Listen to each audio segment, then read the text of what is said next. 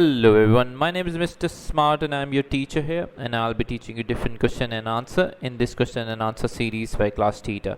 So for today's our question which we're discussing is, when a customer tries to check out using his credit card, the charge is declined and he get upset. The cashier sees that the card expired a month before. What should she say? So option A we have is, sorry but the card is expired, you can use cash instead. If you don't have any, there's an ATM not far from here. So the another option is, I'm sorry your card is declined and it's expired, you'll have to use a different card or form of payment instead. Option C, it looks like this card expired recently, do you have replacement with you?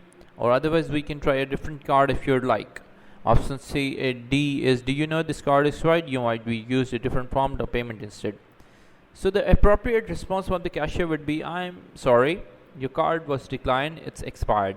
You'll have to use a different card or form of payment instead. That's the correct answer. If you have any other questions, just leave a comment and I'll get back to you as soon as I can. Thank you very much for watching the video. Please don't forget to like, share and subscribe our channel. Until next question, bye bye.